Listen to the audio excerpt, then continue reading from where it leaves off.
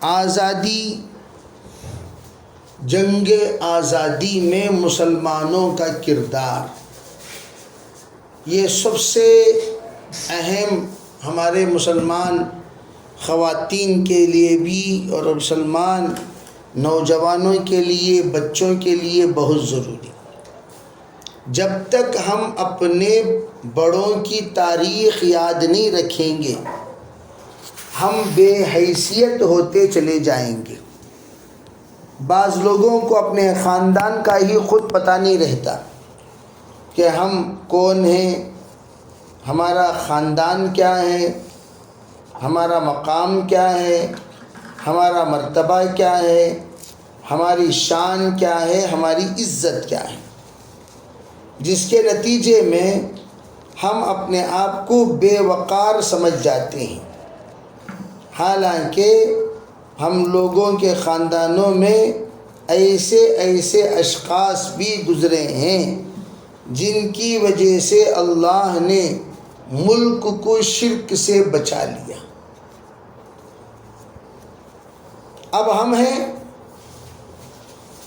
جن کو اللہ رب العزت نے سمجھ بوجھ، فہم و دانائی عطا فرمائی، اور ہم یہ سوچیں کہ اللہ تعالیٰ نے جب ہمیں ایک ملک عطا فرمایا، اس ملک میں کن کن لوگوں کی قربانیاں لگیں، اور ہم لوگ یہاں جو ہیں وہ آ کر کس حیثیت سے ہیں۔ ہمیشہ ایک بات کہا کرتے ہیں کہ جب بھی کوئی مسلمان بنے تو کیا کہا جاتا ہے؟ You are Muslim by chance, we are Muslim by choice.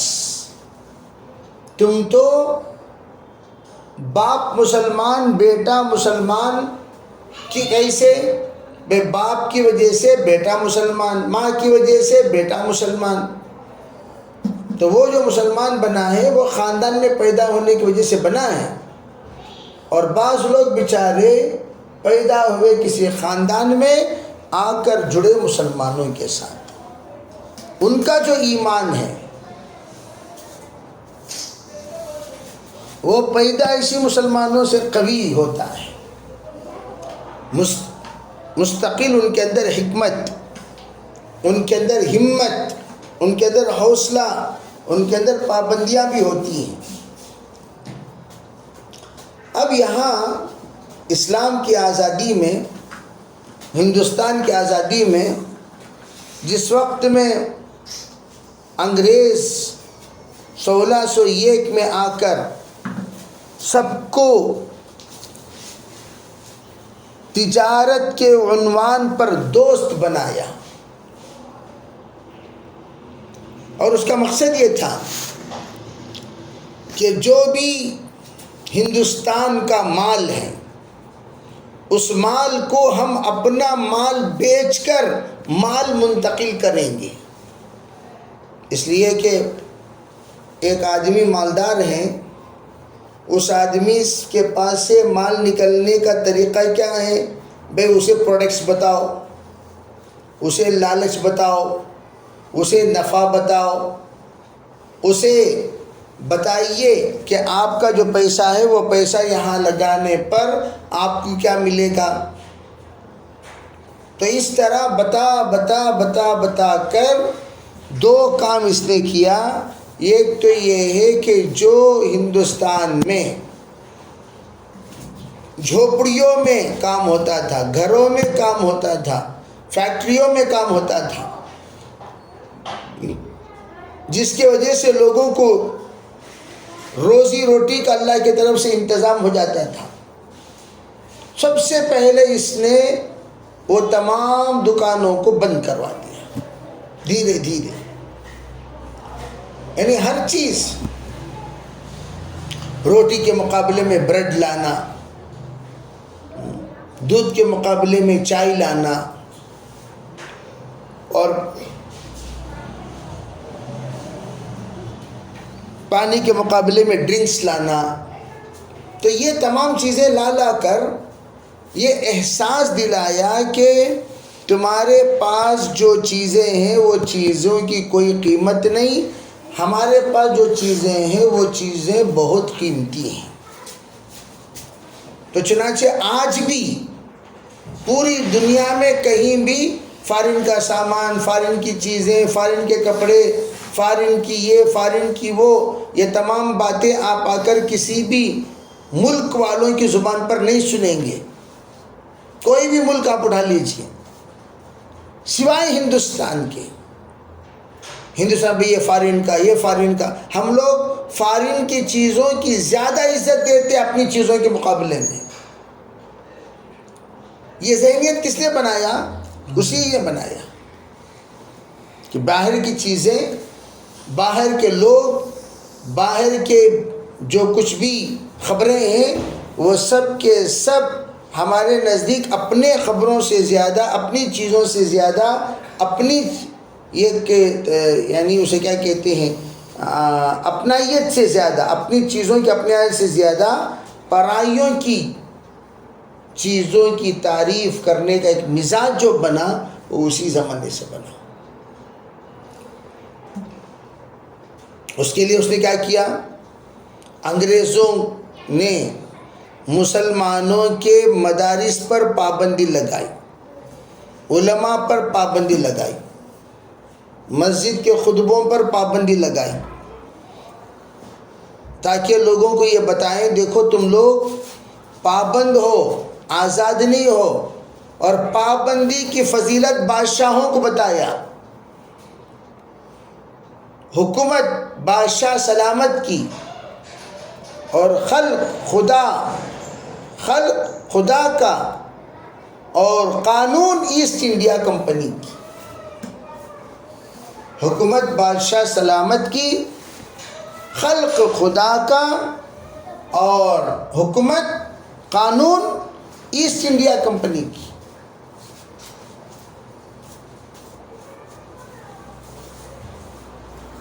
اتنا ہی نہیں بلکہ وہ اتنا سستا کر کے مال فروخت کیا کرتے تھے کہ ہندوستان کے لوگوں کا مال کا بکنا مشکل ہو جاتا تھا.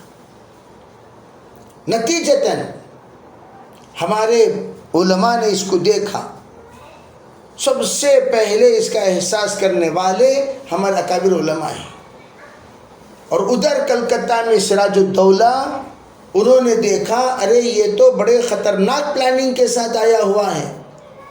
اپنی گھٹیا اور کھوٹی چیزوں کو بیچ کر ہمارے ہندوستان کا مال اپنے ملک میں مکمل طور پر جو کچھ بھی وہاں کی بنائی ہوئی چیزیں ہیں ان کی مارکیٹنگ کے لیے جس وقت لوگ بیکار ہو گئے، بے کام ہو گئے، انہی لوگوں کو مارکیٹنگ کے لیے استعمال کیا. یعنی ہندوستانیوں کے مقابلہ ہندوستانیوں سے. ایسا نہیں کہ ہندوستانیوں کے مقابلہ انگریزوں سے نہیں، ہندوستانیوں کا مقابلہ ہندوستانیوں سے. یہی اس کا اصول تھا، ڈیوائڈ اینڈ رول، کہ تم پہلے تقسیم کرو گے تو راج کرو گے، تقسیم کرو گے تو راج کرو گے، تو تقسیم کرو. چنانچہ وہ تمام مزدور طبقہ جن کے جھوپڑیوں کے چولہا جلانے کے لیے، ان کے پیٹ بھرنے کے لیے اور ان کو ہر طرح کے آرام اور سہولیات مہیا کرا کر ان لوگوں کو فوج میں بھی شامل کر لیا گیا، تاکہ مسلمان اگر مرے تو ادھر بھی ہندوستانی مرے، ادھر بھی ہندوستانی مرے. مقابلہ انگریز سے نہیں، انگریزوں کے تنخواہ پائے ہوئے، انگریزوں کی تربیت پائے ہوئے، انگریزوں کی صحبت پائے ہوئے، انگریزوں کے ٹکڑوں پر پڑنے والے لوگوں کو انہوں نے ہندوستانیوں کے مقابلے میں کھڑا کیا.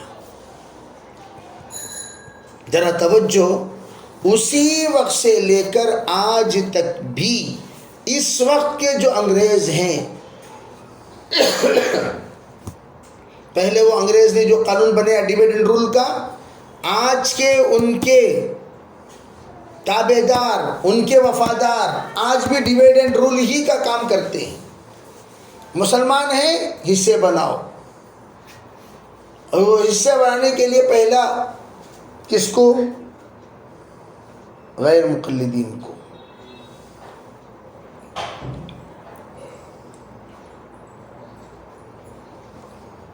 پہلا جو کام وہاں سے، اور دوسرا جو کام کیا شروع ہوا؟ دوسرا کام چلتے چلتے انگریزوں نے یہ کیا کہ کچھ علماء کو ایسے خریدو جو علماء اپنی بات بولتے رہیں، اپنا کام کرتے رہیں، اپنی ہی گن گاتے رہیں، اور لوگوں میں پہلے تقسیم کریں۔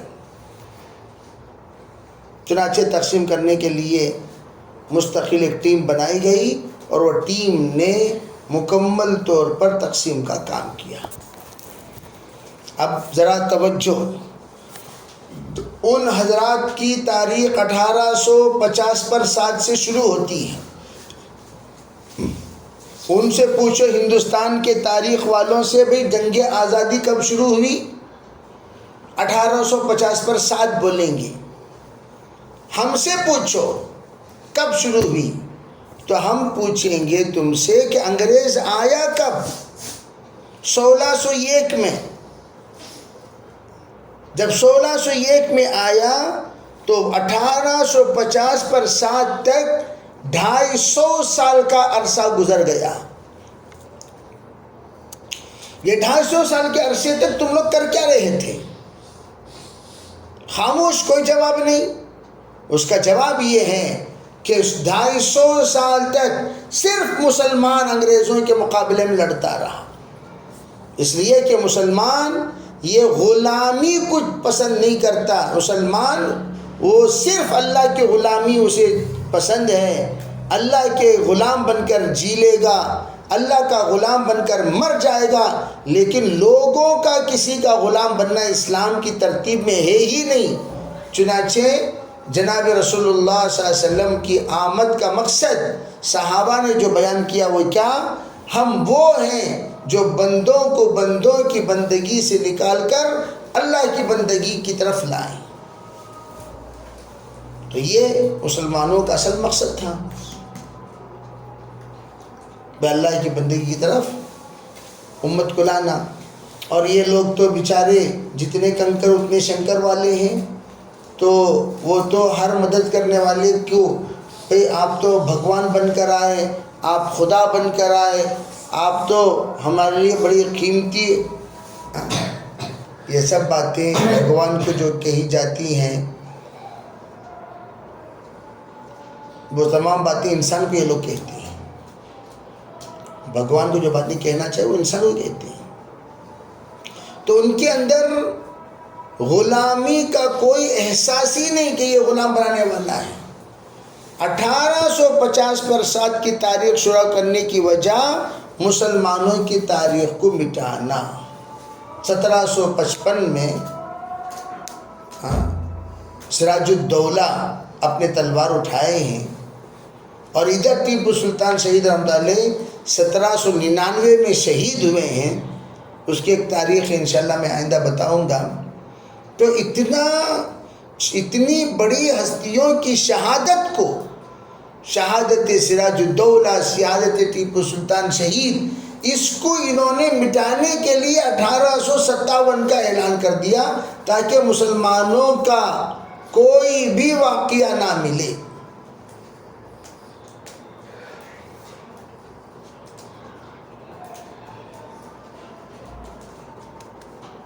کوئی بھی تو الغرض مسلمانوں کی تاریخ کو مٹانے سے وہ تاریخ مٹی نہیں، اللہ اسے زندہ رکھتے ہیں۔ چنانچہ الحمدللہ آپ کو معلوم ہونی چاہیے 60 لاکھ مسلمان شہید ہوئے ہیں ہندوستان کی آزادی کے لیے۔ کتنے لاکھ؟ 60 لاکھ۔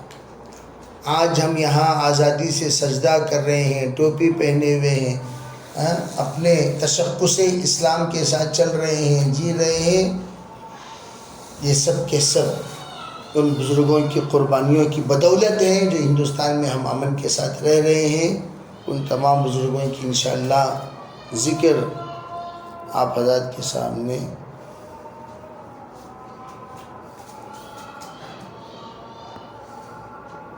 ضرور بھی ضرور آئندہ کریں گے انشاءاللہ۔ کچھ مسائل ہیں، وہ مسائل سن لیجیے انشاءاللہ، اللہ تعالیٰ عافیت کا معاملہ فرمائے۔ میری بہن کے گھر میں روپیے گم ہو جاتے ہیں، کیا جناتوں کا کام ہے؟ پہلے انسانوں کا کام ہے کیا؟ پہلے تحقیق کرنا۔ جنات وہ بعد میں، پہلے کیا دیکھنا؟ انسانوں کا کام ہے کیا؟ اب ہمیں لوگ انسانوں کے کاموں کو پورے جنات کے اوپر ڈال کر تسلی نہ حاصل کر لیں۔ پہلے یہ دیکھیں کہ کیا انسانوں میں ایسے حرکت کرنے والے ہیں تو پھر ان کی اصلاح کرو، اس کے بارے میں تحقیق کرو، اس کے بارے میں سوچو، اس کے بارے میں اس بچوں کا ایک نظام بناؤ۔ اگر نہیں تو ایسے موقع پر آپ جنات بھی چراتے ہیں، لیکن ہمیشہ نہیں۔ جب میاں بیوی میں فتنہ ڈالنا ہوتا ہے، رشتے کو توڑنا ہوتا ہے، چراتے ہیں۔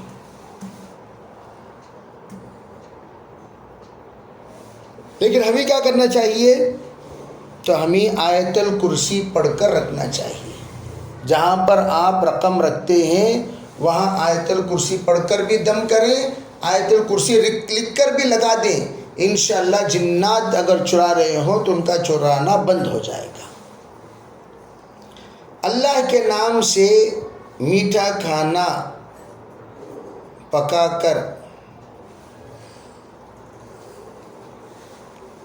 کھلایا جاتا ہے، یہ بدعت ہے۔ اصل میں میٹھا کھانا ہی ہمیشہ پکا پکا کر کھلانا یہ بدعت ہے۔ بعض مرتبہ بھئی آپ بدلتے رہو، کبھی روٹی کھلاؤ، کبھی غربا کو مسکین کو خشکا کھلاؤ، کبھی سادہ کھانا کھلاؤ، دنہ بدل بدل کر کھلاؤ، اس میں منع نہیں ہے۔ ہر جمعرات کو میٹھا کھانا، ہر جمعرات کو میٹھا کھانا، ہر جمعرات کو میٹھا کھانا یہ منع ہے۔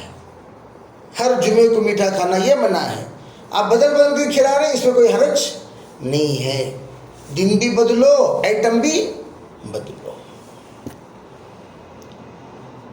ماں اپنے اولاد کو دودھ بخشنا، اس کے بارے میں کیا مسئلہ ہے پوچھ رہے ہیں۔ بھئی دیکھو، جس وقت ماں اپنی اولاد کو دودھ پلا دیتی ہے، دودھ پلانے سے ماں کی نسبت اور گہری ہو جاتی ہے۔